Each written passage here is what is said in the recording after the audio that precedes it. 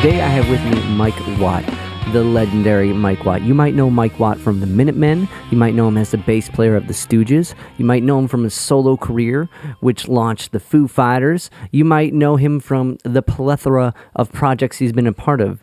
Watt has been a huge influence on Coda and I. One of the first shows we saw at the Grog Shop in 2011 was Mike Watt and the Missing Men on the Third Opera Tour. And there's his story with T. Boone, I think just resonated with us because of the absurdity of the perchance you meet this person that wants to go on this insane adventure through you making music just hit home. So this was a great honor to talk with Mike. Mike, he's a particular individual. When you hear him talk, he talks kind of like the Minutemen music, right?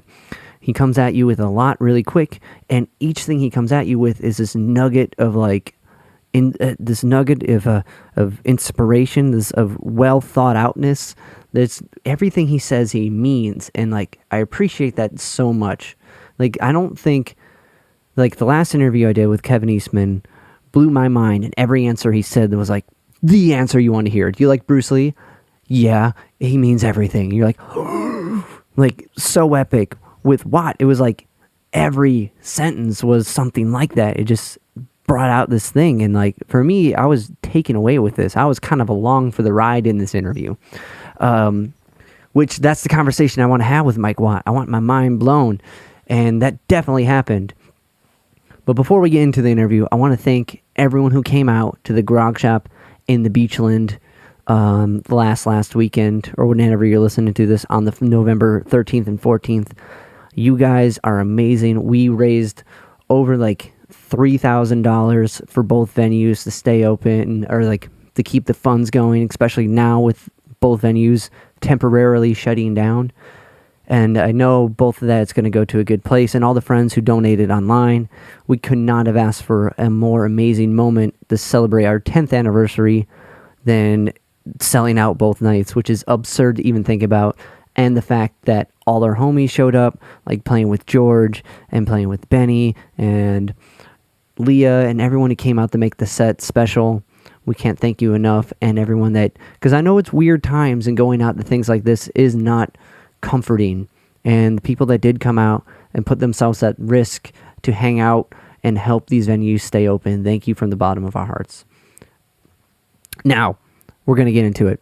Also, I want to thank Howard for making this happen.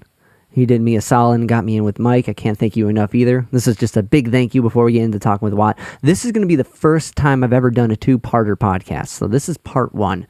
And at first, when I reached out to him, there was like, with email, I wasn't sure if he was supposed to call me or I was supposed to call him.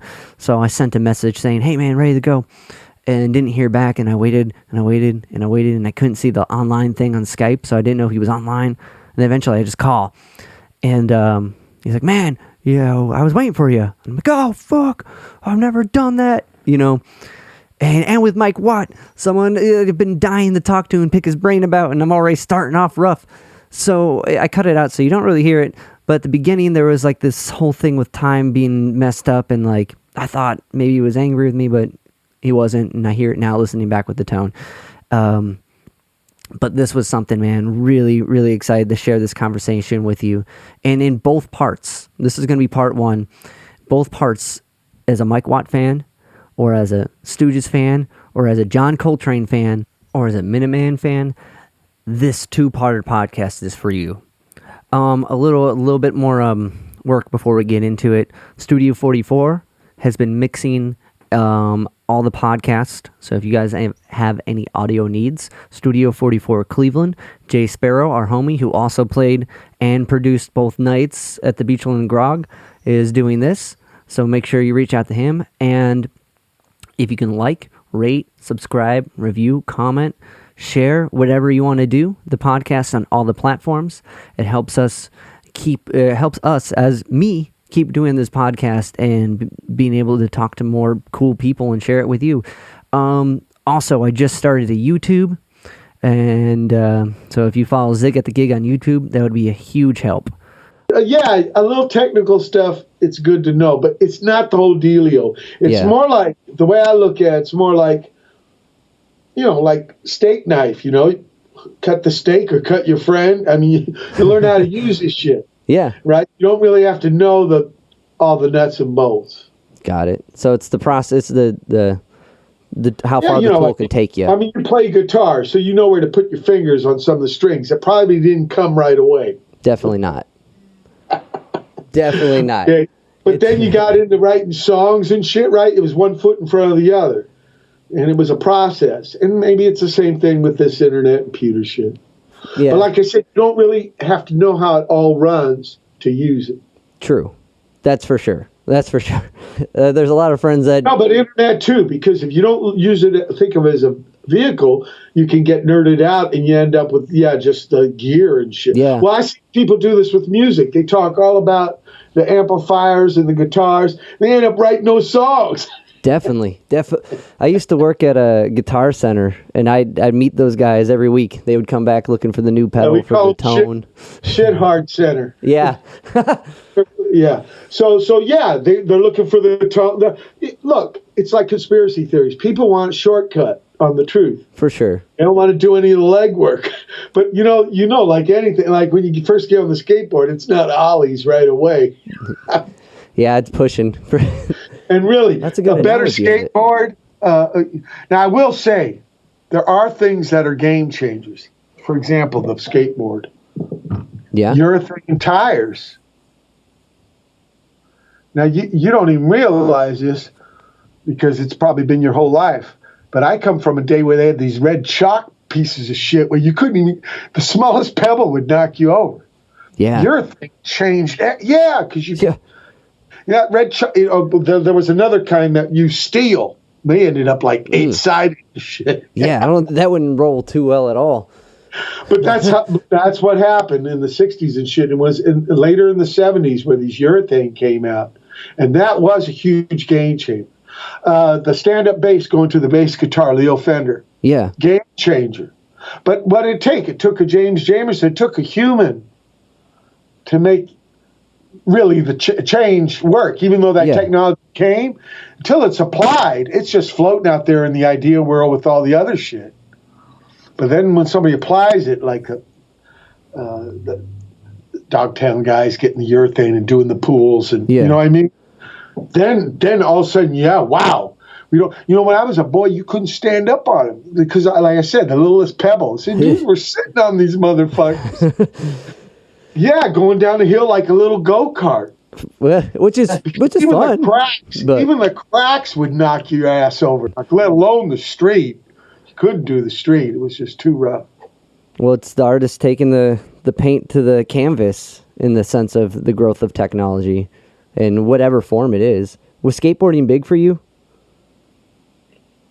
I have bad knees, so it was terrible. And also, like this kind of thing, by the time your thing comes up, I'm having knee surgery. I can't even entertain the thought. Oh, man. In fact, what's his name? Brandon. He's saying for JFA. Yeah. Okay, he was editor for Thrasher. He had me write a column in Thrasher about why I try to work the bass like it was a skateboard. So, like metaphor, allegory-wise, I'm bored with the skaters all the time. You can make, especially like Tony Al, those guys, have a gig anywhere. It's the same ethics as having a punk band. And notice I say punk band not in a style of music, in a way of just being able to play anywhere and make songs anywhere. Maybe you don't have a lot of money. Maybe you don't have a lot of experience or with that T-word talent, whatever the fuck people want to judge you with. Yeah. You go out, you make a parallel universe. So that's that. I can. Same with fanzines, right? Yeah. No middleman, right? You and Kinko's. That's it. That's a relationship, right? And then you put anything you want in, like having your own website. Why go to Shitter? Why go to Fake Look? Yeah, no, it's making your own art anywhere. Well, it's a telephone pole. You can staple up some flyers, but to make that your home base, come on, get me a shovel. Was it you guys? Your music's featured in a lot of like skate tapes. Well, yeah, especially by the time Firehose. Yeah, because this is the era of the VHS. In fact, I met skaters in Europe that learned skateboarding totally from them. Ohio Skate Out, Santa Cruz, Streets of Fire, right? So it was us in the right time, right place. But it actually was starting even in Minutemen days. I could see that's Tony Alban. I think he's my age. So that's where I first saw it. Now, they probably skated more to Van Halen and shit. But we're not talking about really the works. We're talking about the ethic. Yeah. And that's where I think it's really the same. Where using the Sicano device, you can come up with your own style to express yourself. And that's the way I look at the punk movement.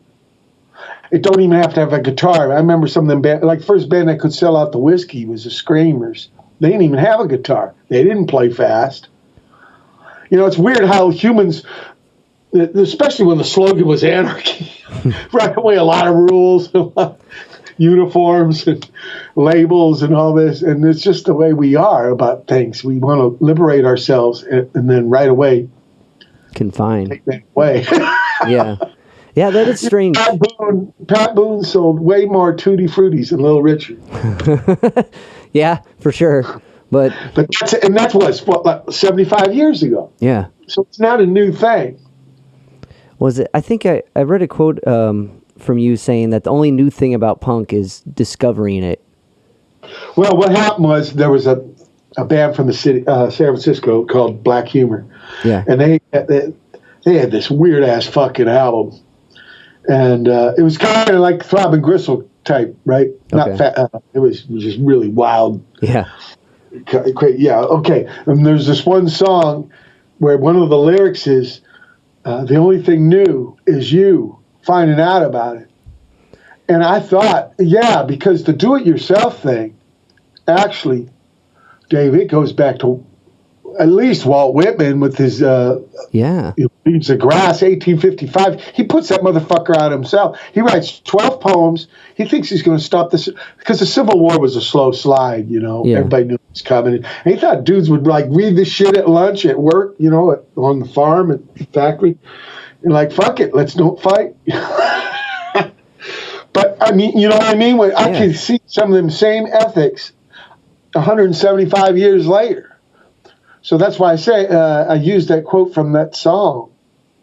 I can't remember what it was called, but it's on that. It was funny too. They went to thrift stores and bought soul music records, and then used the covers and painted their own name on it. That's awesome. Only a couple hundred or shit, but you know what I mean. The whole idea. Yeah. And there's a lot of traditions to draw from, not just Walt Whitman. I mean, he's U.S., so it's kind of good to use him. But then there was the Dada people in Europe during the First World War, right? Switzerland, in the neutral part. And later on was Surrealist and all kinds of things. It's like, God, in a way, it's got traditions. When they say conservative, right? You're a traditionalist. Yeah. But they're cherry picking which traditions. That's true. I don't like these other kind of traditions, right? The pioneer guys with the arts and the expression, and DIY. I mean, indie is the name of a music. What the fuck? How does that describe music? For sure, that doesn't at all. It's a marketing device, right? Yeah, okay. Was it? It's all that up. But it is. When you say indie music or alternative rock, it doesn't really worse. And I told people to watch out when that word came around. Look who's using it now.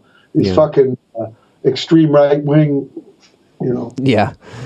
Yeah, the alt thing took a horribly wrong turn. Word. I said that word is what is the alternative to music? Silence? Yeah. John Cage worked that out for us. We don't need to fucking brand. Punk was a guy getting fucked in jail for cigarettes. Yeah, it was a bad word. But, people, if you ask me, the movement was a reaction because I served 125 weeks with the Stooges. So I know there was a garage band scene in the 60s and little labels and the whole trip, small clubs and shit I never knew. right? I'm 13 in 1970. The first gig I went to was with D. Boone to see T-Rex. We didn't know about rock and roll had turned into Nuremberg rallies. I mean, I love that T-Rex gig, but he was like a quarter-inch tall. Yeah. And that was a small pad, right? 3,000 or something. Yeah, but still, that's a lot of people, Yeah. That's why I'm saying compared to a club. So what I'm saying is movement in a way. That's why I say only thing new is you finding out about it. We had already went through the Roadhouse, a rock and roll club thing. But for some reason, that on a marketing level, that was obsolete. And you make a lot more bones with Nuremberg rally style arena rock, right? Yeah. But what got lost? All kinds of shit got lost, right? So definitely, there's a whole bunch of like smaller bands that are doing way more artistically inspiring and challenging things. Even the songs. Can you really write a song with a lot of changes in a big sports arena? It's going to be a big fucking den. I saw orchestra at Long Beach Arena. Now they curtained off, most of it, but it's still, you can't hear the part. So you have to even write certain kinds of music for that kind of setting. Very few short chords, very simple beats. Keep it in 4. If We Will Rock You was in 7, I don't think any stadium would be playing it. Or like the Rock and Roll Part 2, Gary Glitter. I mean, no one works good at fucking baseball games and shit. Another thing that would be like, wow, man, what was I going to say? I'm totally brain farting. How music's like even the outlet that it's put to, right? So if it's arena rock or now it's like Spotify or like singles. Over the internet, right? People are listening to the internet because the internet isn't just a way to collaborate; it's a way to deliver music to people's pad. The Spotify seems like kind of a ripoff. I think a more healthy version is the Bandcamp. I agree because I think what people tell me that use this kind of shit, what Bandcamp's got to do is get some kind of playlist thing going. Yeah. Because that's the only thing that the Spotify has on them. The Spotify has a really lame deal with the artists. Bandcamp people seem a lot more equitable. Yeah. Well, they kind of just put it all on the artist to some degree. There's like a small cut, it seems like, but you can name your ticket and you can put out just about anything right away. And like, there's not like this layover and there's not like this social media follow aspect to it. But I hear you saying, Dave, though, there is some positive things about music coming over the internet. It depends how it's being done. Yeah. I think that's the question. And I don't think the Spotify way is maybe the most happy. Yeah. Everybody and music I know, musician people. Yeah. They think punk. That's what I heard. Gotcha. Well, I just ignore the shit because I don't want to get depressed. Yeah, fair enough. But it seems like the Bandcamp, if you were asking me to judge between the two, Bandcamp would be the way to go. Out there. Yeah. Right. What was before CD Baby? Yeah. What was the other one? Which is still kind of making a physical kind of thing. Yeah. Right? Whereas Bandcamp is saying, no, you can have stuff over the internet and physical things, right? Because people sell records over that too. For sure. There's definitely the market for the vinyl and actually having the CD and seeing who did what and all the details that you don't get. Bandcamp's kind of cool because that's all right there. You can scroll down and see it. On Spotify, you really can't. Like, they don't want you. They want the man behind the curtain running everything. Yeah. And that it's so algorithmically. Like we can have enough of that. Yeah, algorithmically fed, and it's interesting because like with which is like FM radio when I was a kid. Yeah, and the playlist, right? Okay, Stairway to Heaven 50 times a day, but not you. Yeah, it's just so interesting how like those avenues take place and like how still. But then again, like all these artists really doing these challenging and exciting things are back under the curtain or behind the curtain or in the outskirts again, even though the internet's connecting everybody. But there is an avenue. I mean, it's not all, it's like we started off this conversation. I'm not having to go to your house and give you the record. I got to send it over to you like behind actually at the grog shops when I sent you all those files when we were doing that benefit thing in the green room. You know what I mean? Like that's great. So there's this side stage. It's right on the side stage here. Yeah. Patches right there, yeah. So that's why I'm saying it's not all bad. All the collaborations I've been doing the last 7-8 months which are a lot. Actually longer than that, Yeah. The one thing we got to work out is latency so we can start fucking actually playing in real time. Yeah. I saw. And that'll come.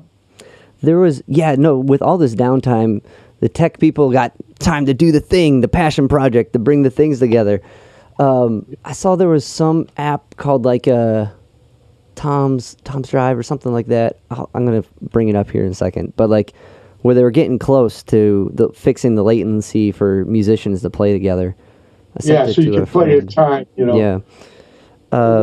That's kind of tough. But in the meantime, we could trade files at least. Yeah. That's head shoulders over what, Minutemen days, you send the whole reel of tape? Yeah. I mean, that's done. Shit like that was done.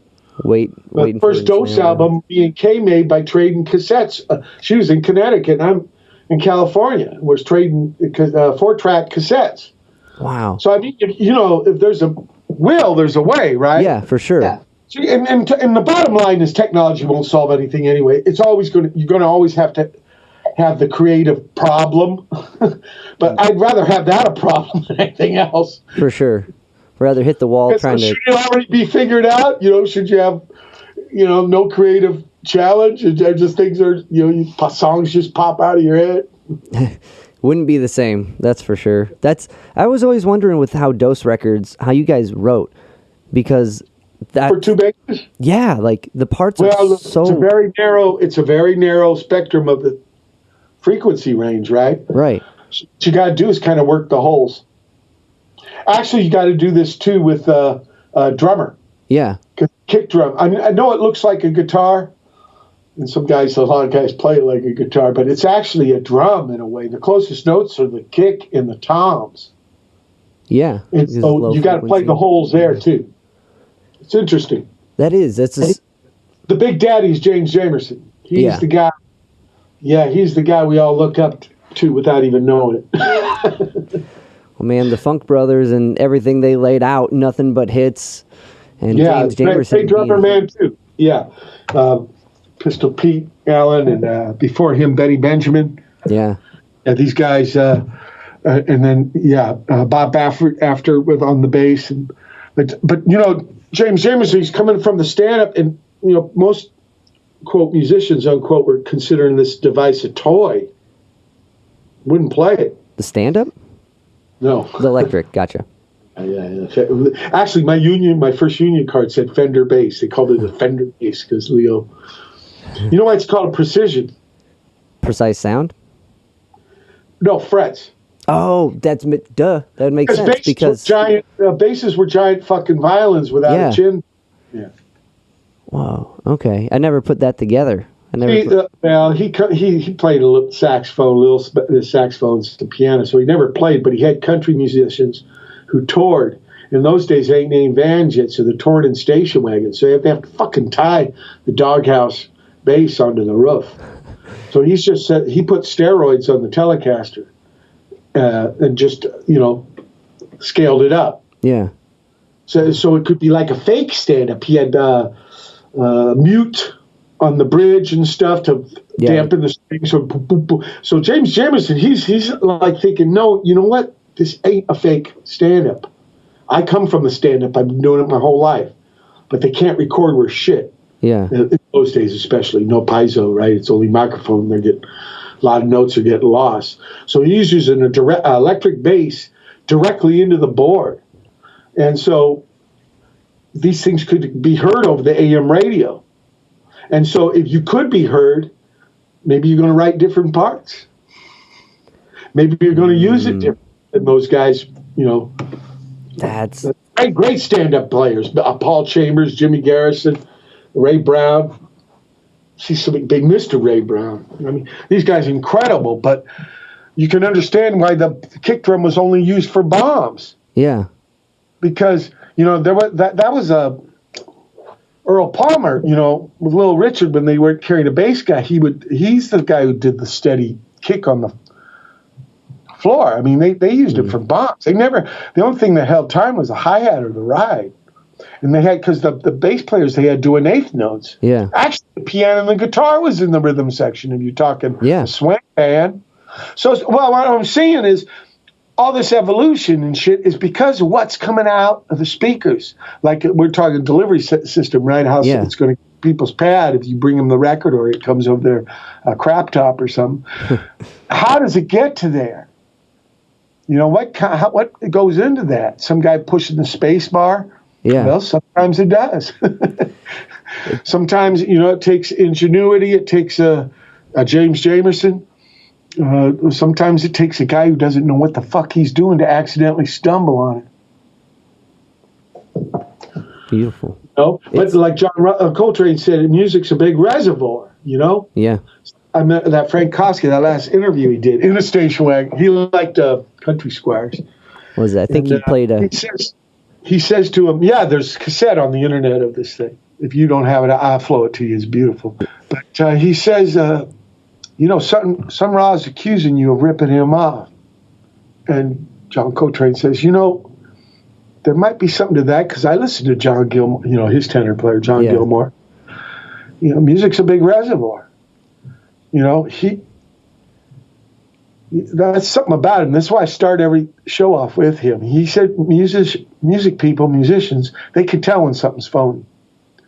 Real musicians are after some kind of truth, he said. And whether that's true or not, I don't know. But I like to look up to that ethic, you know? It's beautifully said. Me and my bass player, Cody, we've been going down a Coltrane rabbit hole for years. And then when we found your radio show and saw that it was riddled with Coltrane, we were like, oh, this is even cooler. And to kind of speak upon that, I was listening to, I think it was you did one with Ian Mackay, and like you started off with that interview. Last month.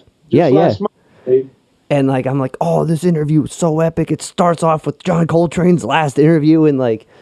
But every show starts with John Coltrane. I know, which is what makes it awesome. And, but... Look, I found out about John Coltrane through Raymond Pettibone. Yeah? Through the punk movement, actually. I thought he was an older punk rocker. Yeah. I didn't know he was dead. Yeah, I grew up maybe. I didn't know that shit. Yeah. You know, and then when I heard him, you know, Raymond played me Ascension. Whoa, it was wild. Let's start with like that one? It was like Germ's gig. Yeah. Wow. And that was it? That Ascension got you into Coltrane? Yeah. Wow. Well, then he starts taking me to the gigs. I get to see Elvin Jones, you know, maybe 13, 14 times. Wow. And I could see a lot of parallels, a lot of similarities, and a lot of differences too. But you know, that's what art's for. Yeah.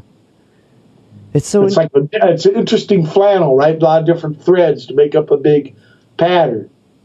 Is that why you rock the flannel? Well, the story of that was when I met D Boon, we were 12, right? Yeah. And the only rock band he had fucking heard of was Creedence. Good rock band. CCR. Yeah, I know, but only one. If you had one, that's solid.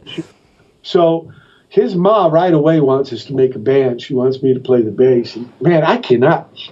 Well, the fucking record, fuck the Mardi Gras. So I only consider the first 6.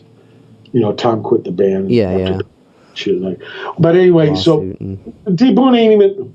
Well, he just quits the band. No, that's John with the that's the younger brother with the boss of Fantasy Records. That's another. Oh, okay. But they are related. But it was Tom's band. It was the older brother's band. He only wrote one song for that man. And what's interesting about it, it's on the fucking first Richard Hell album. They covered it, Walking on the Water. And, Richard Hell, first punk rock hero. I didn't know a bass player could lead a band. But anyway, to get back to the flannel.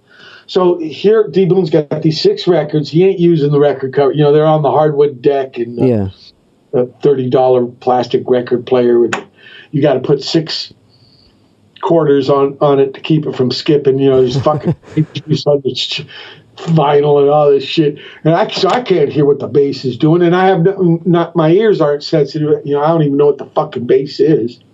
I thought it was a guitar with 4 strings. Yeah. Because we were so far away, you couldn't see one up close, you know?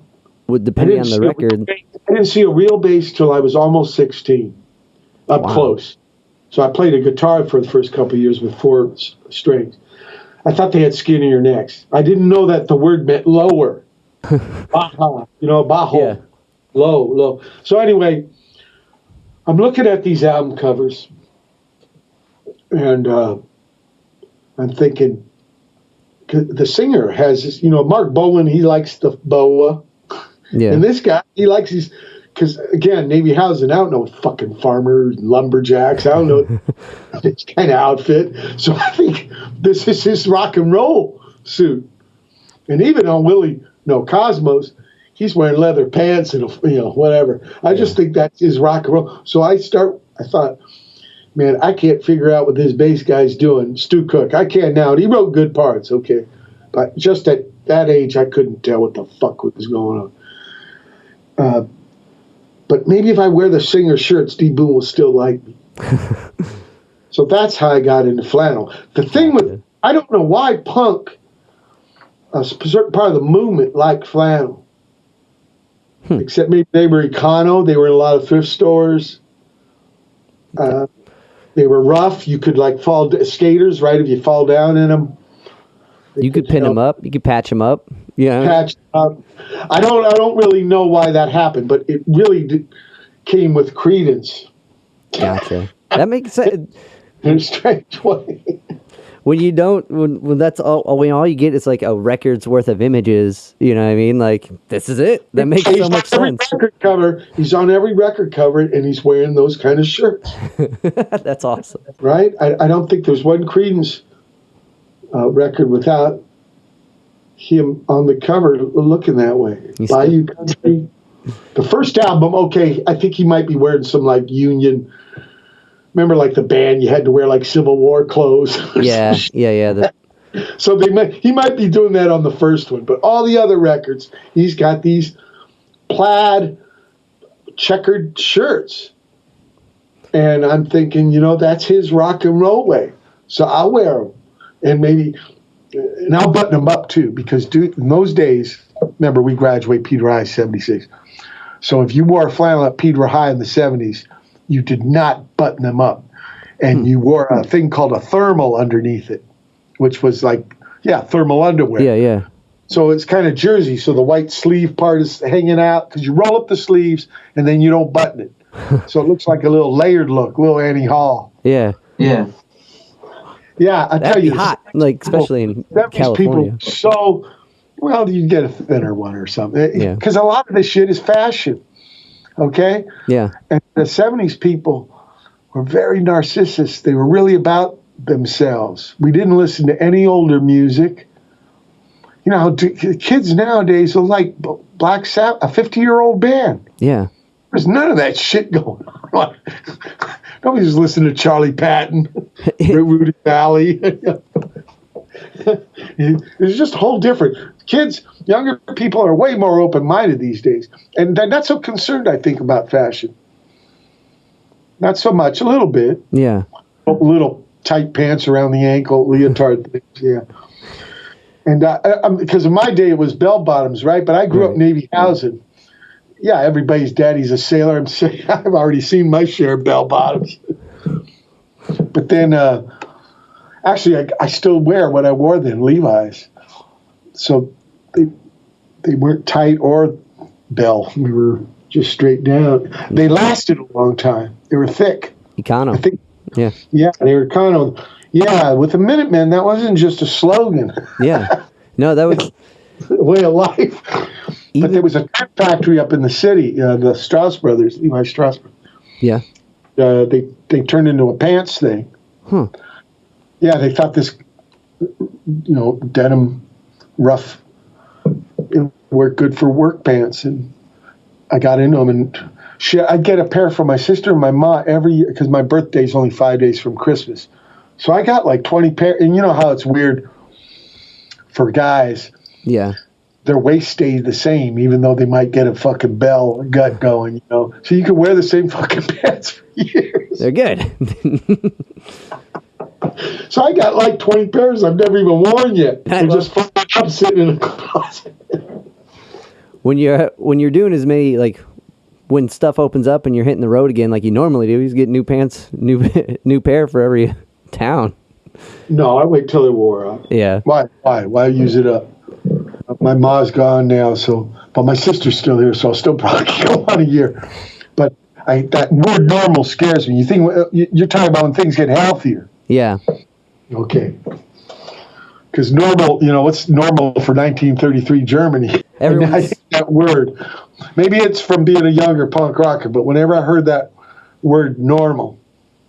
Now, I like healthy. I like compassion, decent. People treating each other nice. But that isn't always normal. Sometimes it's normal to be asshole. Yeah. Wow. That's... Yeah. And so I don't get into that word. It just is average of what is happening, right? Yeah. Yeah. Yeah, I think it's too... It can be manipulated. Look, all kinds of words can be manipulated. Jesus Christ. And, talk about the lying. But even if you're not lying, you still can twist and bend up shit. So that's maybe why it's not even thinking, Dave. Yeah. It's like just gut reaction. I love how you interpret this stuff. Like accessibility options. What? Go ahead. Sorry. But kind of the jump back for a second, going to what we were talking about before, like the idea of like innovation, right? It kind of made me think about like when each movement of art, like when you have the classical era, the romantic era, the fill in the blanket, with music and art, it got more and more expressionist, right? There's more like going from like Gregorian chants, we had thirds, and that's dissonant, right? And so on and so forth. Well, I think Gregorian is even before that. I think what started out, you're talking church music, right? And European. Okay. Yeah, all the shit got lost, right? So I think at first it's only octaves. Yeah. And so the first thing is... Unison. But then the first harmonies were actually fifths. Yeah. Because they didn't really know where the third was. And for example, we got this music called the blues, right? Because part of our country is made of people from Africa, and they heard the third different. Now in Europe, that flatted third, that's a minor, right? But, they didn't have that kind of way of talking and stuff about music, but they had music and they were hearing things certain ways. And, of course, they're living with people that are from Europe, so it mixes together. And so we give the European people and the African people this music that's both of them really didn't have. What would we call it? Rock and jazz. Yeah. Right? Mixtures of both those people's musics, but they weren't living in the same land. Okay, so in the European tradition, I think it was actually Johann Sebastian Bach who found where the third was. And he used Isaac Newton's math. The ratios? There's ways using nature and resonances and where it should go. But, that's all up to debate, too, especially nowadays with microtones and stuff. But where we got the 12 intervals, it came up with that. But the third was really tricky. They didn't know really where it was. So if you look at, like, you're a guitar man. Yeah. So if you look at a lute from the Middle Ages, the frets are actually pieces of gut tight around. You could move them around. Yeah. You put them wherever you wanted to. Yeah. That's the idea of temperament, right? In the temper. Yeah. Now that even goes between the machines. Yeah. That's why that's saxophones in symphonies, because the temper. Yeah. And Lamont Young, he's got some project going on Manhattan called the Dream House. I went to it in a few hours. Yeah, it's like an 8-year piece or some shit. More than that, maybe. And he synthesizes just blasting these chords, but these chords supposedly are in this tuning that is well tempered, kind of correct across the board. But think about sound. Sound just isn't from the instrument. Sound is played, and then wherever it's being played, there's interaction. It's the air, moving the air. And the surfaces it's bouncing off and being absorbed by and reflected. And so it gets, you can start counting angels on the head of but look, if it moves you, makes you laugh, makes you cry, makes you want to dance. Actually, I think dancing is probably using the first instrument, which was the drums, which is the bottoms of our feet. Yeah. I think it's fucking got worth. Definitely. It's got worth. There's something about repetition. There's something about improvisation. There's something about harmony. It all goes together, and it's some of this shit you don't even have to be creator, inventor about. Yeah. For example, like a novel. You can not invent one new word and still write a very original novel in English. Not invent one word. In fact, if you start invent words, like Finnegan's Wake, it gets a little hard to read. Yeah. Start to lose some of the audience there. This is what keeps it a living, moving, dynamic thing. Yeah. And why it doesn't get nailed down and gets reinterpreted, like we were saying about Mr. Whitman stuff. It gets reinvented, those ethics. They're not just in a glass box at some shrine, and everybody just looks down at the dude. It's something. It's sort of like the pocket knife, where the art in the pocket knife isn't the knife itself. It's what's going to be carved with it. Yeah. That's the way I look at all this kind of technique and theory about music. I think that's an excellent way to look at it. I think there's a quote from Victor Wooten, which it's only theory, not fact, which always resonated with me. Yeah. Well, he said, but you got to watch out there. That's there's a pitfall there because it sounds like he's trying to state a fact. Yeah. By not stating a fact, you're stating a fact. It is true, right. though. It is true. Because I can see everything is a lie. Yeah. What we call those things, paradoxes, right? Yeah. I think in the context of how he was saying it. No, I know what he means. And that guy's a great bass man. Where is he now? Nashville? I think so, yeah. Yeah, he's great bass man and stuff, and a little busy, but so what? He can make that. He makes that instrument live, makes it breathe. He had this band. He was in that banjo guy's band. Bella Fleck. Bella, yeah, and maybe not the, but man, great musicians, incredible cats. Definitely. And really dedicated to their craft. Oh yeah. Discipline, it's really admirable. And also just hearing from them guys, not snobs. Yeah. Cool dudes. Like that. Because some humans, because you gain some skills, all of a sudden you're better than everybody on the fucking planet. Yeah. And that's such a disappointment. That is. Here, Dave, we're talking about John Coltrane. Motherfuckers will use giant steps to cut each other. Yeah. I mean, you look at a picture of him, look at his eyes. They're open, they're compassionate. He don't want his music to be used to bully other people. Definitely not. There's a story about Tommy Flanagan, right, the piano man, right? Yeah. John just giving him a chart. Here, it's just some chords. for giant steps, right? Yeah. So when he was so embarrassed and stumbly, and he said it took him 13 years to get a real solo, but I think it's okay and shit. But what a challenge! But that's the way John Coltrane was. It was just, of course, that guy practiced. You used to practice after gigs. I love that when he puts that chart in front of him and he's playing through on the piano and he's trying to catch up for that first I can't remember the take that's on the record. You can hear him trying to figure it out. But to be that guy and figuring out those changes. But he said even the one that's on the record, he was still trying to figure it, because he had just given him the chords. Yeah. Oh man, those guys. And so, and John had probably been practicing it up the yang. So to him, it was nothing. He came ready for it. But I just learned. The thing I got heard an interview with Alice, his second wife, and she said, and Naima's the first one, right? So she said he never fired anyone. They just knew when to leave the band. Yeah. Huh. Yeah. So interesting guy. Only 40 years. Yeah. Same as Franz Kafka, Edgar Allan Poe. Yeah. Not a long time, but man, did they pack in some stuff. Franz Kafka, not so much, and he wanted everything burned, but look, his buddy didn't. Didn't live up to it. Read that. Yeah, we wouldn't have read The Trial or The Castle or America, right? He only wanted the shit that was published to survive. But anyway, I'm getting off topic here. What I'm trying to say is, some people I think have the idea of the music as a launch pad. Yeah. as a, or even all the stuff that is led up to music in their life when they get together with somebody else. It's a springboard. It's just something to start something. And then other people say, no, this is a fucking stick to hit someone with. Yeah. And Big John Coltrane was up the other side from the springboard, the launch pad side.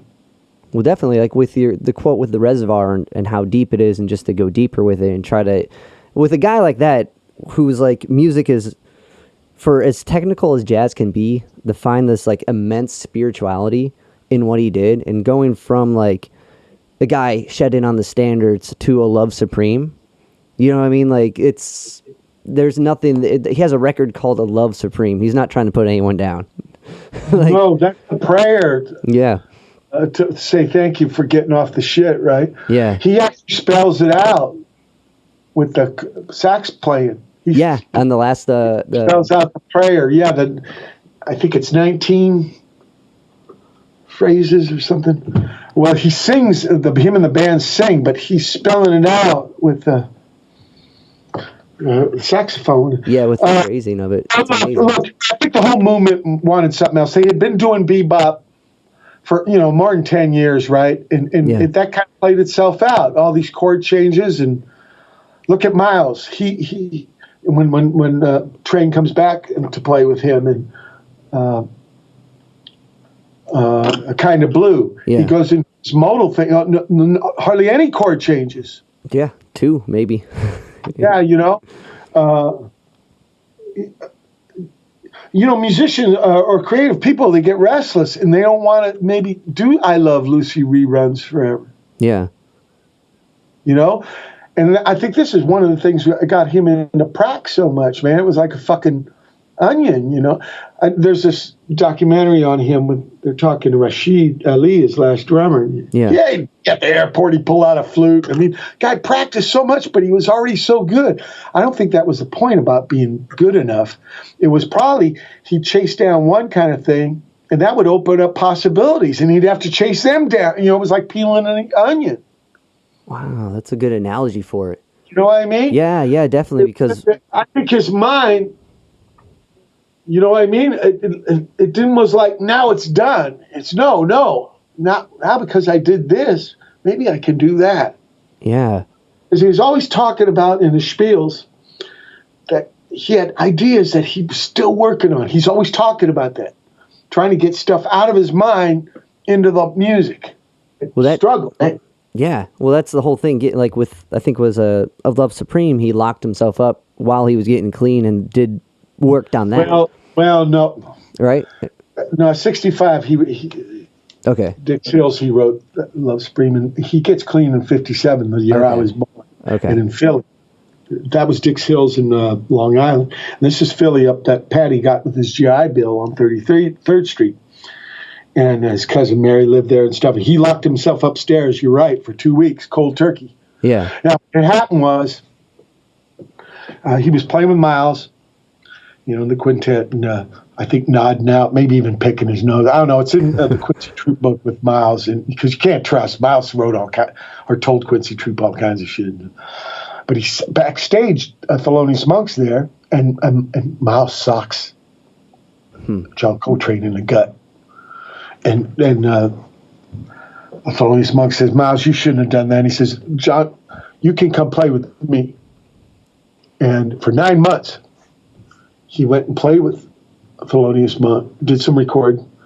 There's a famous Carnegie Hall thing they got. Yeah, that record's great. Yeah, right. And then he goes back, but it was before he went with Thelonious Monk, he cleaned up. That's when it was. And there's if you go on my page, there's an interview with Augusta Bloom in 1958. Now he says quit drinking. He don't talk about dope and shit because and all that. But he talks about that when he got healthy, and he doesn't talk a lot about it because he didn't. I don't think want to glorify it or like try to put himself above people. Yeah. Like, I can get clean and these because the big thing, man. This is what Richard Meltzer told me. Well, it was Bird, right? Charlie Parker was an amazing cat, but really fucked up guy. Yeah. So everybody thought he had to be all fucked up. Now, Diz didn't do this, but most of the other guys, especially younger guys. And John Coltrane, by quitting, what Richard called it was kick dope out of the temple. You could actually get better. You didn't have to be all fucked up out of your head.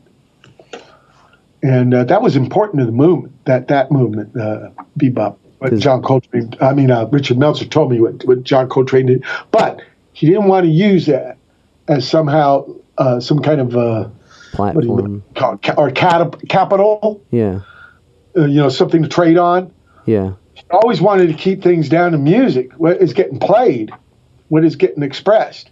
And so if you try to, like, say you put up these other kind of issues, you're never going to get to the core of that thing you thought was important when music people got together, with the actual expression of the music. Not I'm better because I kicked the shit and you didn't. Yeah. So he doesn't really talk about that a lot. But he did a talk with himself. I know, dug it, because that is a love supreme. Yeah. That is him giving thanks for that 7 years before, because he's only clean his last 10 years. Well, Vincent only painted his last 10 years. Some things, you're not a child prodigy. Yeah, no. Like Orson Welles, right? We'll sell no wine before it's time. I think it's important that that's a thing that people don't realize, that, or people do realize, it's not just you do it and you're great at it. There's countless failures and nothing but getting beat up. Joe Baiza, 27 years old when he started guitar, the Chakrin Trust guitarist. Yeah. 27. Wow, that's late in the game for a lot of people. But that was one of the great things. Alan Vega, right? He was an artist. He saw Stooges. I want to sing.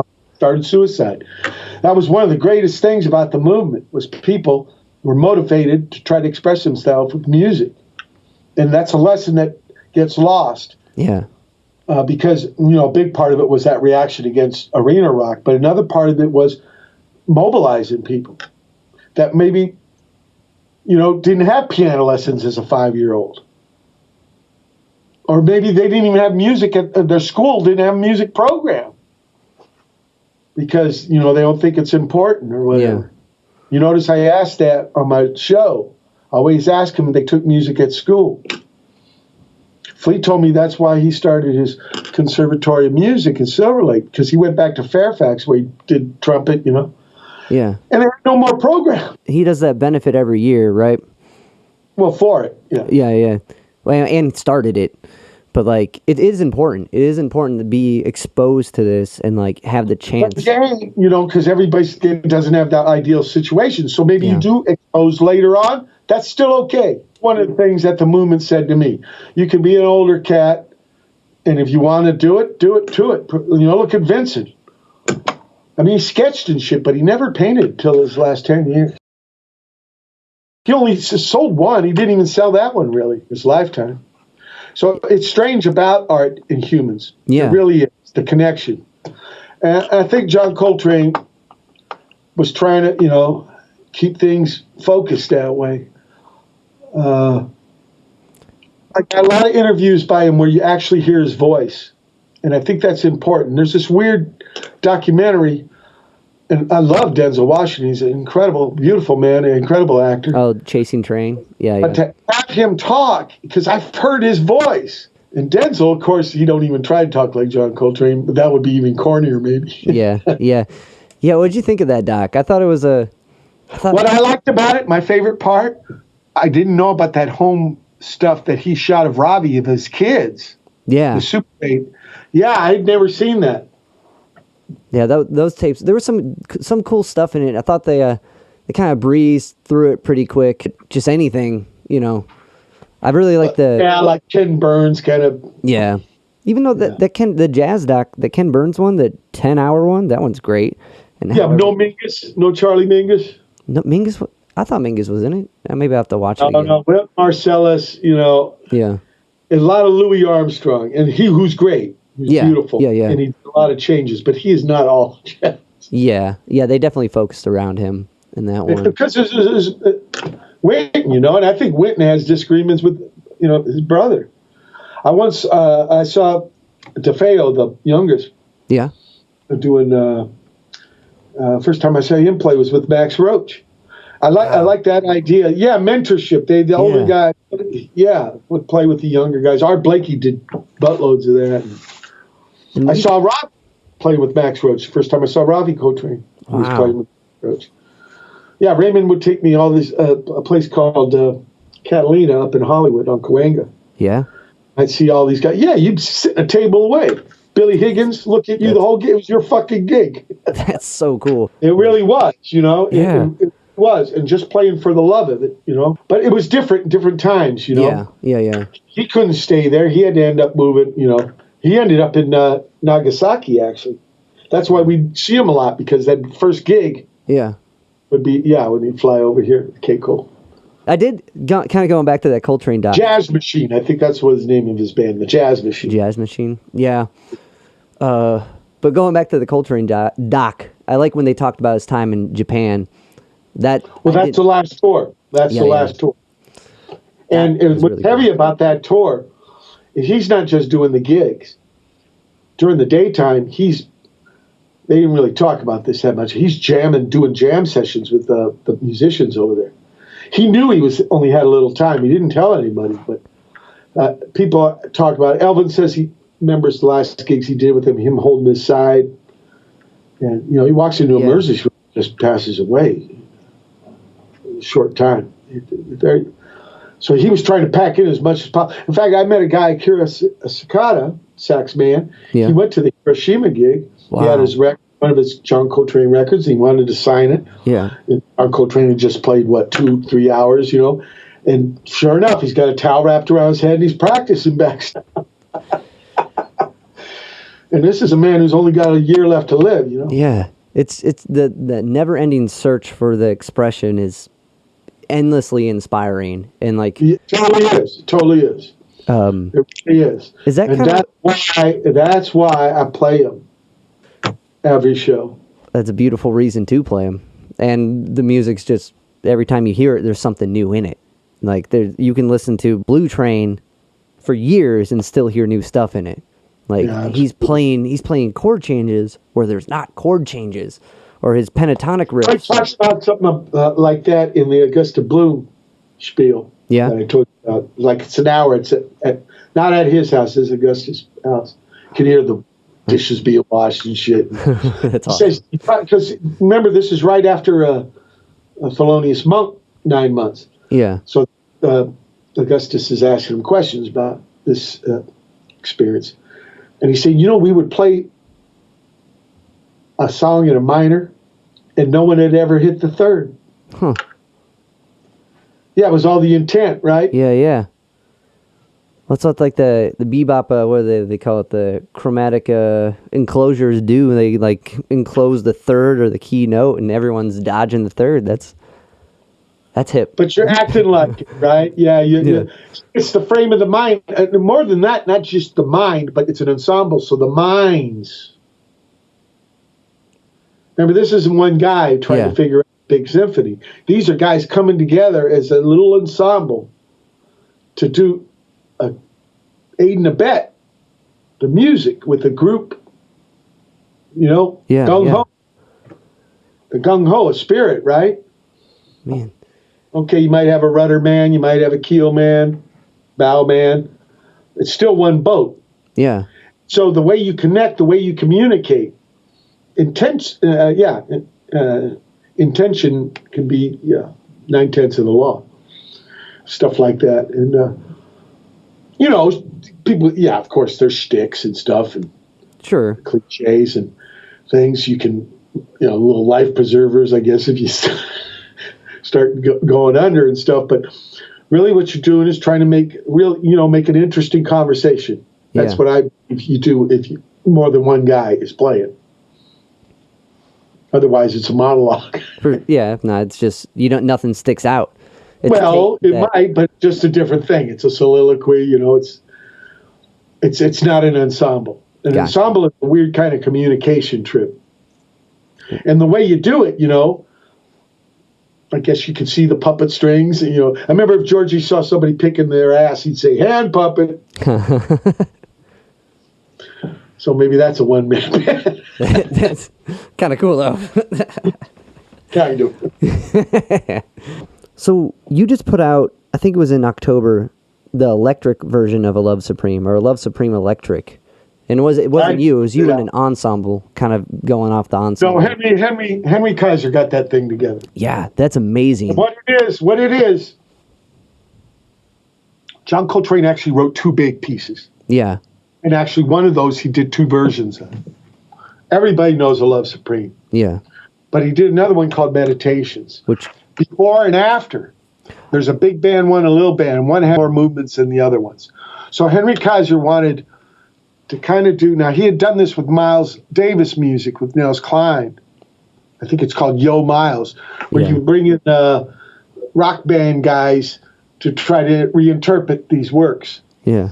And so he kind of did this with Wayne Pete, was on the organ. Golia was on the reeds, and John Hanram on the drums, who actually had already been doing gigs where he did this piece and stuff, you know. Yeah. I should say his name, John. It's Irish, right? So Hanrahan. Hanrahan. It's Hanrahan. Hanrahan.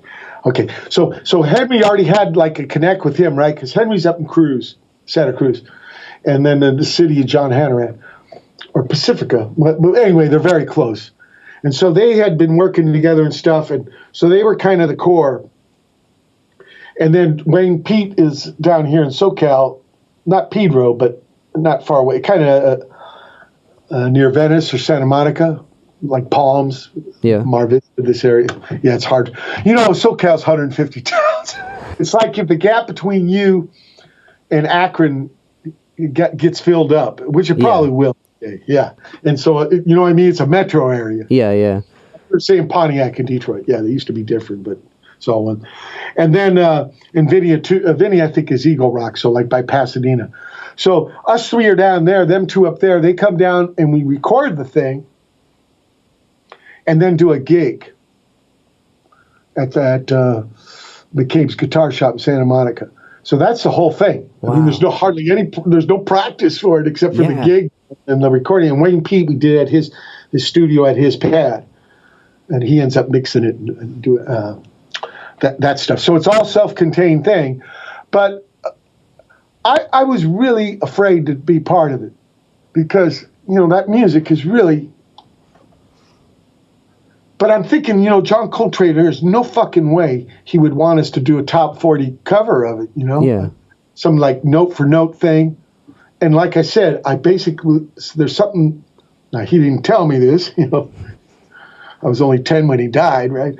But and didn't even know of him. But I got a feeling that he thought his music was launch pad shit. So it wasn't done deal stuff. Yeah. And so maybe, you know, his last tour, he talked about his last tour. He was going to do another tour, where he brought no band. And he wanted to play with spiritual guys that would like kind of be his teacher. Whoa. You know, yeah. That kind of humility, playing like that and say, I got shit still to learn. Yeah. Okay. So that's the way that I reconciled it with myself that I would do this. And I told Henry, yes, okay, I'll be part of it. And, I used the little bass, which I hardly ever record with. I record with bigger basses, but I used the littler one just to, because he said he liked it. And so it was all about the ensemble and, you know, the floor boss, Henry Kaiser.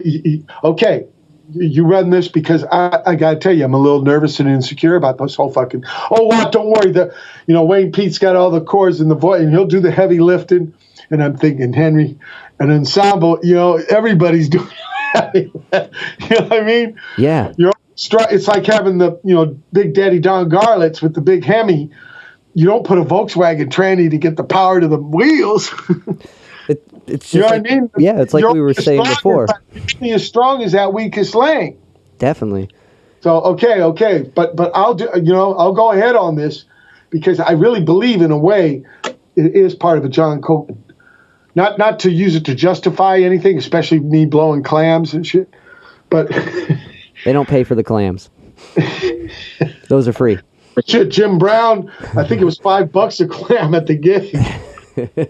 Catfish, Bootsy's brother, that was part of it. Rhythm guitar was only one of the jobs. Yeah. Right? One, to keep track of the clams. Jim would like point at the dude and then point at Catfish and hold up 5 fingers. Right? Yeah, yeah. Yeah, so you wanted to play tight, right? So I'm not using this as trying to, do some Bondo or a fake bandage over my clams and shit, but I think Mr. Coltrane would like it that we didn't just try to copy it like a Xerox or a cookie cutter rubber stamp shit, and that we did try to make a interpretation of it. And I just feel very obligated to him for writing such beautiful music for us to, and hopefully not pissing shit and puke all over. Oh yeah. See, you know what I mean? Far from. The shit is not about that. It's in a way. It's like me with Perk and Peter when I do the Hell Ride and we reinterpret Stooges. Yeah. Stooges is incredible music for you to find your own self, even though it's their music and they wrote those songs. It's open enough that you can, you know what I mean? It's just beautiful that way. And maybe on some kind of level, especially for somebody like me, John Coltrane could be like that. And so I'm grateful for Henry for setting that up. At first I was like, God damn, you're making me walk the plank here. But then it was like, maybe I should, put on some big boy pants, and try it. And just try it. And man, I shit a fucking, it was a pants shitter at that gig, man. And I died in little boy deaths and cried and shit a pecan log. I mean, the whole fucking dealio, and then the next day and the recording, and so nervous, but I'm still glad we did it. Still, I listened to the final mix, but I haven't listened. Still afraid, a little scared. Well, as a fan of Coltrane and of your work, it rocks, to say the least. I was like, that's the perfect Watt project to stumble upon, is you doing A Love Supreme, especially because your music and Coltrane's music has resonated so deeply with me and my bass player and the people around me. And like, that was like the coolest thing that I could have found. And like, you guys did a beautiful job of, like you said, you gotta thank Henry, not copying, for getting it lit, shit like that. But also Wayne, Pete, Vinnie Goli, and John Hammerman. The whole ensemble was great. Together. Yeah, because those guys all really loved John Coltrane. That's what I could tell. It was sincere. You know what I brought to the recording session? Do you know about this book, The Reference? The Reference? No. Yeah, I bought this. It was a Christmas present for myself a few years ago because it cost $175 fucking dollars. What? But it's every gig that John Coltrane did. Yeah. Yeah, and recording session. And I brought, it's this big fucking thick book. Lewis Porter, one of the guys who did the bio, one of the authors also did, he teaches music at Rutgers and great music writer and stuff. And he's part of the crew that John Coltrane reference. Okay, here it is. Chris DeVito is one of the authors. But Lewis Porter, he's the guy who did the bio on him. Probably, I mean, there's a few bios on John Coltrane, but he wrote one of the best. Here, I'll put it in the chat thing here. Okay, cool. Right there. Oh, man, I'm perfect. See the John Coltrane. So I bring the fucking thing to the recording thing. Now, this thing's like 4 inches thick. It's like what they call an atlas. Yeah. But like buttloads more pages, but it's that size, but way thicker. Because, like I said, they got all his gigs and they got little ads that were in papers. Whoa. You could shit when he went from alto to tenor. He had Vincent got a switch, all this kind of shit. So I bring that, and I could tell those guys were foaming. On that. And I wasn't like this, look what I got, look what you don't got. Yeah. I wasn't that. I just wanted them to trip on it. And I didn't even know if they knew it was aware of it. And actually, they weren't. They weren't really aware of it. I don't know if people really talk about this book, the John Coltrane reference. But, man, I recommend, if you're into John Coltrane, get this book. I got a teacher's salary, and I'm I'm going to be going broke this summer, this Christmas. But maybe they got it used and shit nowadays. Yeah. I got it right when it came out because I couldn't believe. You know, in those days, that's one good thing about these days. Things was more documented. Those days, a lot of shit got lost. Yeah. You know? And so if you're into them, but I could tell at the session, man, and it wasn't like we put it on a shrine and prayed to it while we were playing or anything, but it was just something, a shared thing. Yeah. Well, that's like coming into class with like, I got issue 1 of the Ninja Turtle. You know what I mean? Like, no way. Everyone's, you show it to the right people, everyone's going to get hyped about it. And like, that's a cool thing to share. Like, if anyone would have appreciated that book, it would have been the people in that ensemble. The idea of the book there, Dave, was like, you know, I don't want to piss all over this guy's music. I really care about this guy's music. I'm not using it as a chew toy to make myself look important. Yeah. No, not that's. And I wanted to show them guys that in a way, and they, you know, they're good guys and stuff. So I was probably, you know, gilding the lily, but I just by showing them that, it was like, you know, I've spent some time with this guy. I didn't as a kid. I didn't know about him, but once I did, once Raymond turned me on, I really, you know how something that's really exotic, it's foreign because you don't know it, and so you really dive into it. But the thing about it, what it isn't exotic, it is music. So, okay, John Fogerty, John Coltrane, still doing music. So why shouldn't there be connects there? See, this shit about genre is terrible. Oh, definitely. And it's saying that music ain't music, that there's special kinds of devices to trick people into buying things. Yeah. And that's kind of going back, the Spotify thing, I think they harp on that. When you try to put your stuff up there, you have to label it.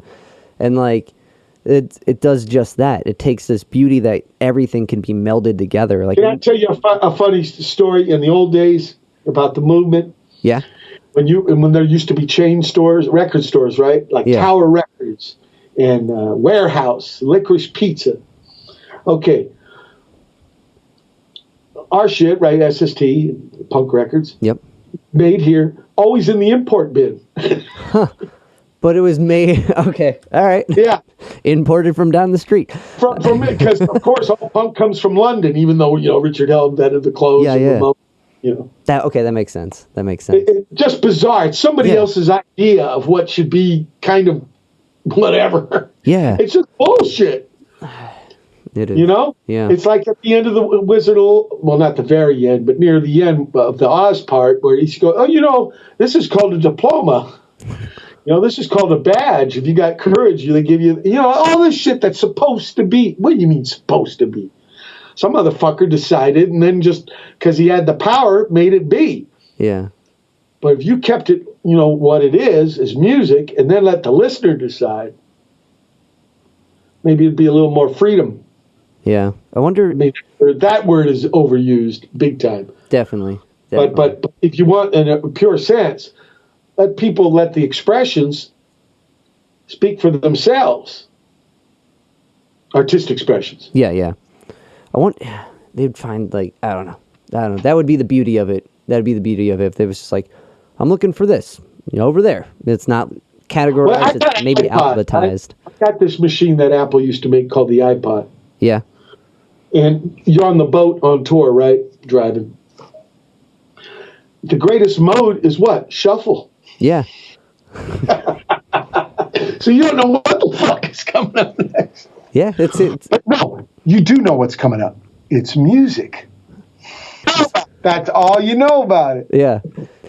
The funny thing, I got to tell you, this is our own movement, right? Maximum Rock and Roll, Tim Yohannan, a great guy. I liked him a lot. Yeah. Cancer got too young.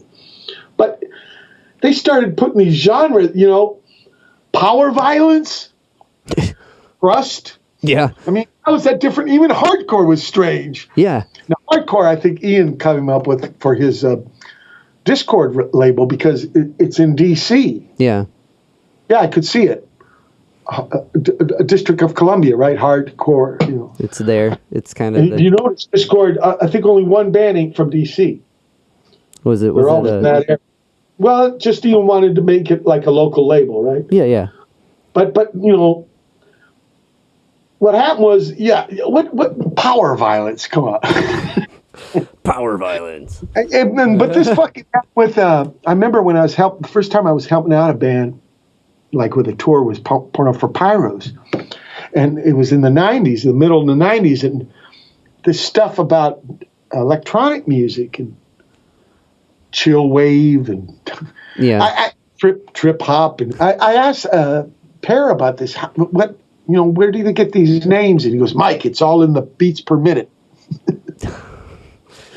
You know what I mean? Just weird ways of separating shit. In a way, I don't want to sound really fucking stupid, but it's kind of a racism. Judging people by these weird. There are differences in musics. Yeah, for sure. But like people with freckles, people with the blue eyes, people with the brown skin, people with the white skin, black skin, people with mixed skin. After a while, wouldn't you just want to talk with the dude and not worry about that fucking, if it's okay, if the right skins and talk. It's just, can't you see it being kind of a echo of the same kind of unreasoning? Yeah. It's grouping stuff together. Okay, maybe the stuff I like and stuff I don't like. What have you grouped it that way? But then I change your mind. Stuff that you like, you don't like. Man, Bay City Rollers, that just don't get it anymore. But man, I got into the Dan. Yeah. But I mean? So even that line is blurry, right? They're all blurry. Yeah, it's. I don't know. There's this Bruce Lee quote where it's like, I can't remember what he lists before, but it comes down to being like, I'm just a human being, and like. With music, I just use that as an example now. Okay? No, that problem. No, I grew up 100%. One good thing about the Navy housing was, because it was in the '60s, I grew up with all kinds of people. I got to say, we were separated between enlisted men and officers. I didn't know any officers, guys. Yeah. But on the ethnic thing, and I thought, when you're a kid, you think the whole world's that way. I thought all Somalians were millionaires. They had their own houses. But then when I found out they all lived in their own areas, that was so strange for me. It was kind of like enlisted men and officers. White hats, But anyway, I just use that for an example because that's pretty obvious, right? Yeah, no, it's a great example for it. It's not that in music. And all of a sudden, the hard rock, even hard rock or rock and roll, right? There's the hard rock, there's the heavy rock, there's the metal rock. There's a soft rock. Hot rock. It's endless. It's all categorizing for no reason. Like one band could. No. I think there is a reason. Well, yeah. Go back marketing and. Marketing. Yeah. But they want a shortcut. Yeah. They want you to like that shit before you even listen. Yeah. It's the same mentality that dudes that sell socks use. Yeah. And they might as well be selling socks. I play in a wool band. Acrylic. Tube. I think the Tubes were a band, but they were Arizona. They were a cool band. You know what their first name was? I can't remember what their first name was. The Beans. The what?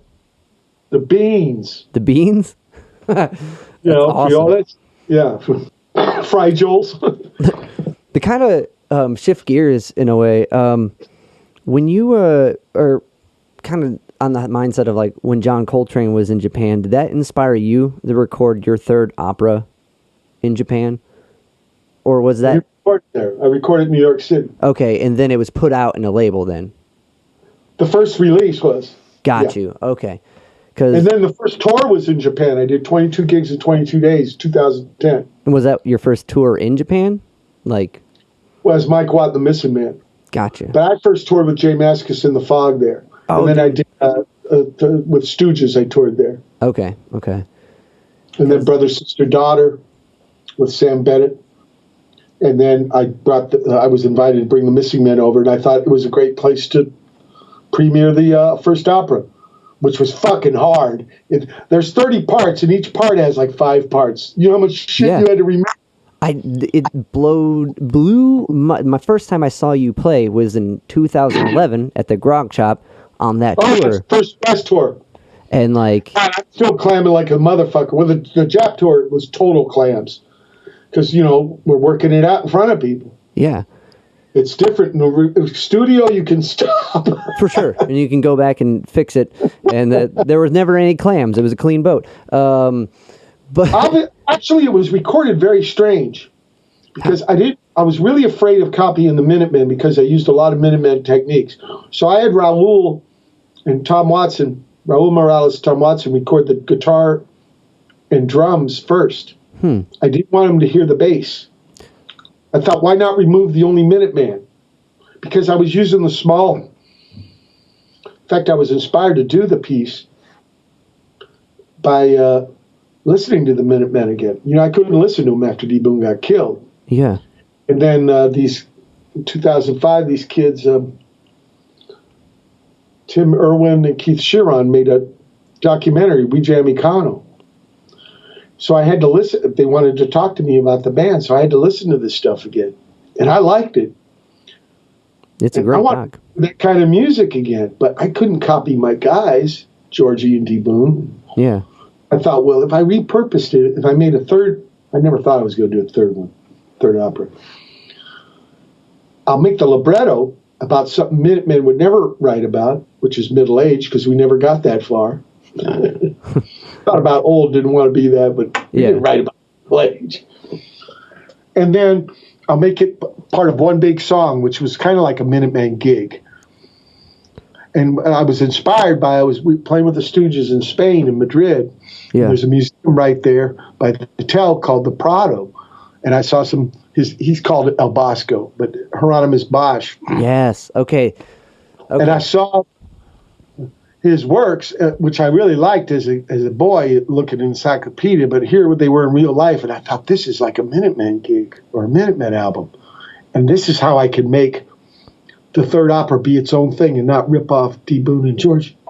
Wow. Okay. And all the little creatures, the little men, became characters in my opera. Okay. I was looking at the cover. I'm like, that looks like the egg guy from the painting. Yeah. And like that's in 90% of them. 27 of the men come from 3 of his works. Okay. That one's from Last Judgment. That's in Vienna.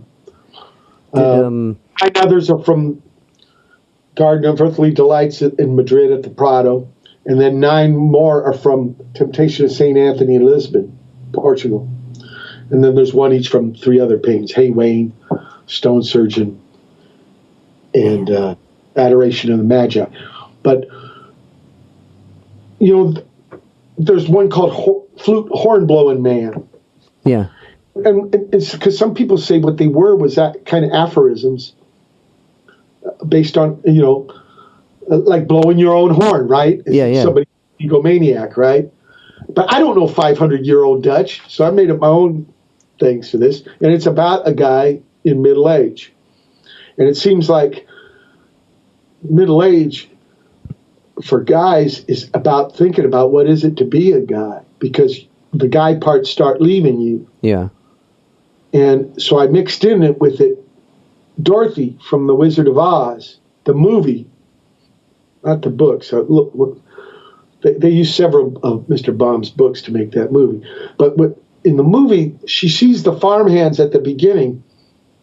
Well, they end up in her trip to Oz in her dream. They're the lion, the Tin Man, and the Scarecrow. So it's Dorothy is tripping on guys. Yeah. What is it to be a man? And that's why it's got 30 man, right? It's the hyphenated man.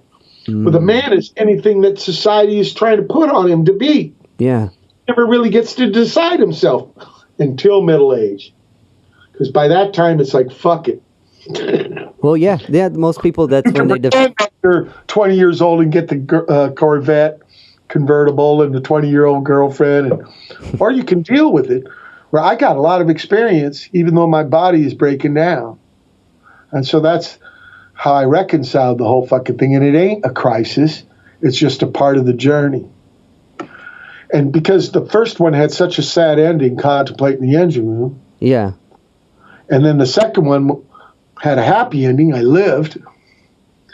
I didn't want to repeat myself. So it's kind of a wheel. It's just, I'm in the middle. It was supposed to have no beginning, no end. But if I played all 30 parts at once, it would have been very difficult for us. And also would have been very short. Yeah, yeah. So I had to play one piece at a time. But in a perfect wheel, in a perfect world, it was like a hub with 30 spokes. Going at the same. Oh, okay. Yeah. The middle is a weird place. Yeah, you know? Yeah, it is.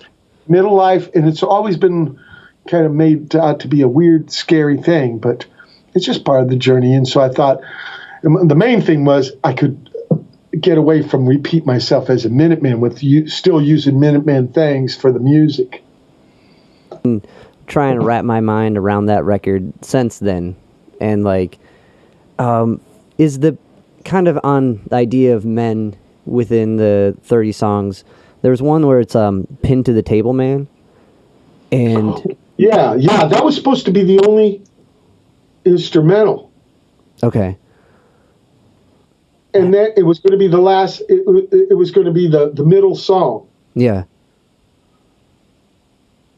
No, it was going to be right after the middle song. Man, Shit Man was going to be last. Gotcha, because it's kind of like a... Wheelbound Man was in the middle.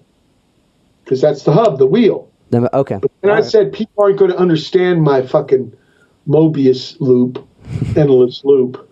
And they're going to think that my final statement is man, shit, man, which is very cynical. Yeah. But I had to admit that shit because people do treat each other very bad. But that's not everything.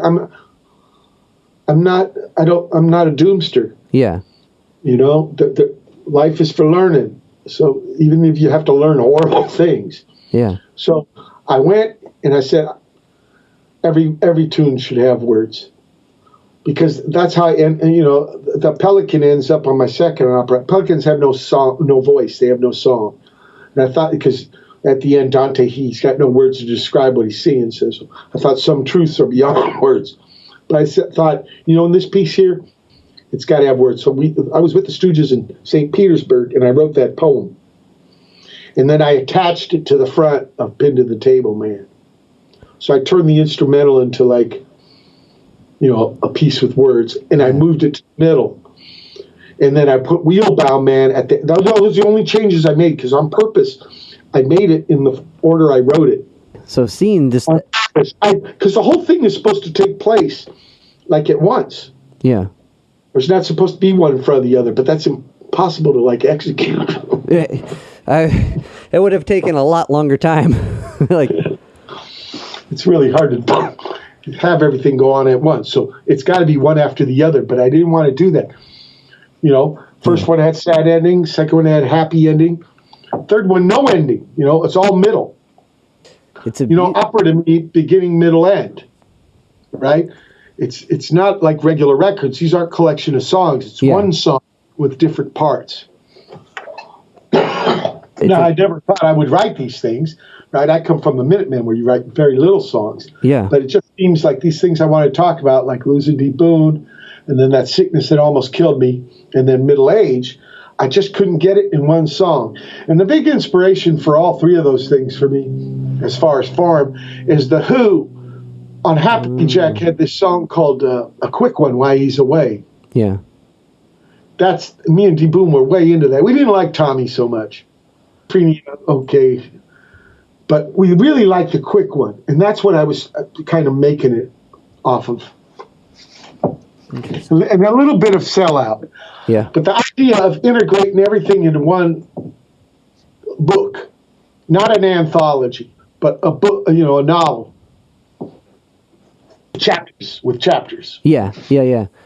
Wow, that's beautifully done. Like each opera, the kind of speak about the first one a little bit. How you say it ends very sad, or ends on a sad note, which story-wise it does. But how one thing about that last track that, I mean, I can see the Coltrane in it. The wave of sound that's splashing with like.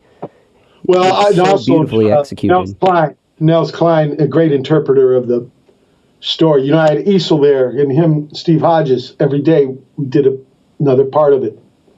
And I would tell him, because that all happens in one day. Yeah. It took 2 weeks to record it, but the whole thing takes place in one day. I used the schema from Mr. Joyce with his Ulysses. So the whole history of the Minutemen is in one day.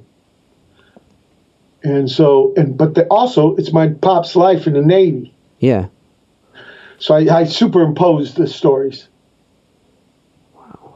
And, you know, I lost them both. But I was finally dealing with it with my artwork. Yeah, and Shore Duty it was heavy. You know, I did 4 tours of that thing, and it was really hard. I'd cry every fucking time. And it was really hard. And the second one, I only did 3 tours, and even though it had the happy ending, I had to live through the first parts, and I used Dante Alighieri's schema for Commedia, Inferno, Paradiso, Purgatory, and Paradiso.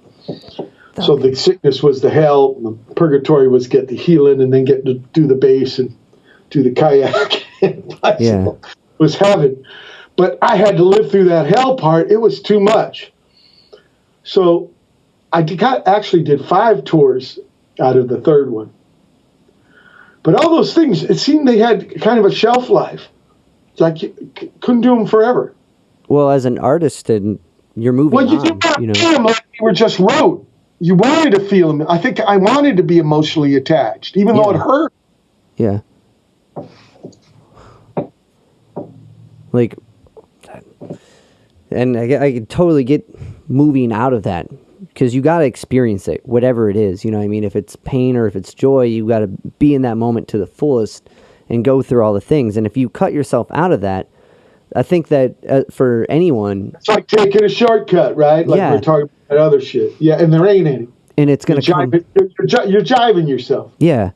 And it comes back later somehow. Like, if you don't fully experience this pain now, it comes within something else, and takes from... It almost discredits you're not letting that pain be... As much as it makes no sense to say you want that pain, but to be in that moment and fully just express, be with it, and then be able to fully move on from it, you got to fully be with it. And because I think I think I heard an interview with you saying that it was with the last Firehose record that all this stuff kind of came down with your dad, right?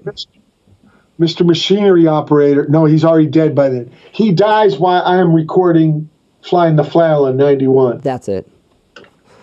And yeah, that was heavy. There's no songs about him there. I won't deal with it. I won't deal with D. Boone or my father until the first opera. That's why it hits so hard. It's too hard, right? It's too hard for Watt and maybe other people, but I just couldn't. If you had the trait for you, 2 people that have profoundly changed your life are those 2 people. And I think that first opera is a beautiful memorial and beautiful way to experience that. And like, as a fan of your music, or as someone just listening and like doing research on it, I think that's a beautiful cap for it, or beautiful, not cap, but I think memorial is the word I'm looking for. And I can't imagine writing something like that and being in that. I think you do crazy amount of gigs. When you go on the road, you're hitting like 50 gigs straight, and you drive all that, which is. I mean, we come from the School of Black Flag. Those dudes would do 4-month, 100-gig tours. Yeah. So. And and the tradition goes back before them. It goes to vaudeville. And one of the key spiels about vaudeville is when you're not playing, you're paying. Yeah. Yeah. When you're not playing, you're paying. So yeah, you don't want days off. It's a big fucking country. Yeah. And so that's why I do a lot of gigs when I play. Yeah, and I don't do days off. Even this last tour I did a year ago was 45 gigs in 45 days. I drove every mile, 13,380 miles. And I'm not psychic or anything, but I was tired of getting sick, so I didn't shake anybody's hands. Oh, well, good call on that. It was 2 months before this. yeah, good call on that. I saw I think people got pissed at me too, but man, and I had no idea this was coming, but I was just. You got to have your voice. You got to be able to be healthy to do road gigs like that and just be able to hustle through. I saw you when you were at the Grog that night on I think it was a Sunday. As a fan, the set list that night was rocking, like more Minutemen than I think I've heard you ever do. Well, they're kind of Minutemen. There's songs that I wrote for the Minutemen. Yeah. The best Minutemen songs. there's an Anchor or This Ain't No Picnic. And these are songs that I wrote for the Minutemen. And I thought it would be interesting to play stuff I wrote almost 40 years ago. What was that experience like? Do that now. Huh? What was that like, reliving that? Well, the interesting is, like, politically, the songs made a lot of sense 40 years later. 38 years. That's incredible that we had made no progress. Yeah. Musically wise, they were interesting too. That they this is one of the reasons why I wrote the third opera and why I was listening to that stuff again. I wanted to use that music because there's no filler. Yeah. The songs are like distilled. They're boiled down to the bare nothing. Just the essential shit, and then it's done. And, I like that idea. I mean, we got the idea from this England band called Wire. Yeah. They had an album called Pink Flag in 1977. Yeah. Profound on us. Because people thought we thought for sure people would know we were learned from Blue Oyster Cult and Creedence. So, but if we use these guys' format, they might not know or not right away. And so I still think it's interesting to use that short format, and that's one reason why I did it on that tour. Also, I didn't have my real Missing Man drummer, Raul Morales. I had a young guy. He was great too. Nick Aguilar. He did do good, and he was 22 years old. That was the same age we started Minutemen at. Whoa. So in a way, I thought it was a weird kind of like parallel. Him doing 38-year-old music, but those guys were 22 then. Yeah. So it's like he was in our place.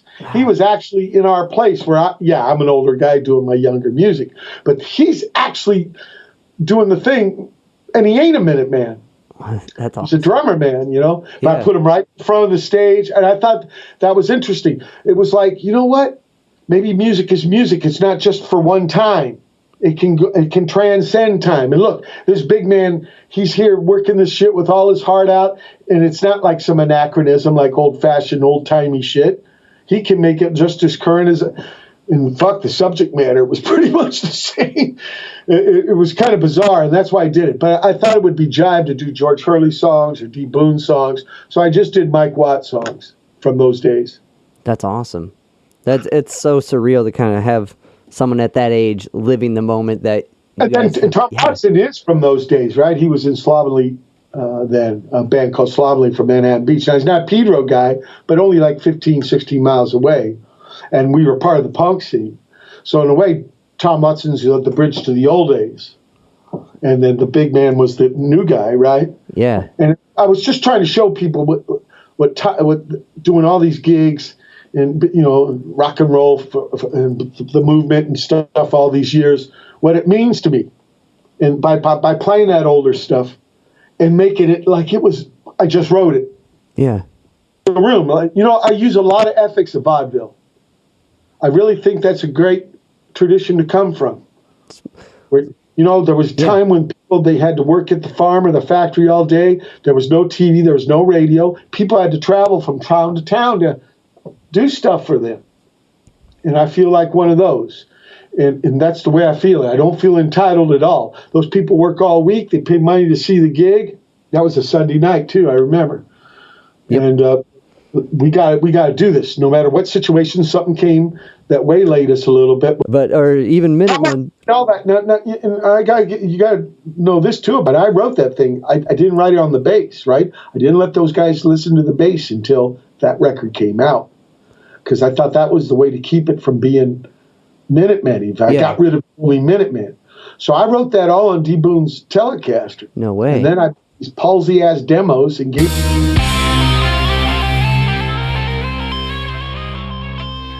All right, guys, stay tuned for part 2. There was no good way to chop this interview up. But next week, Mike Watt, part 2.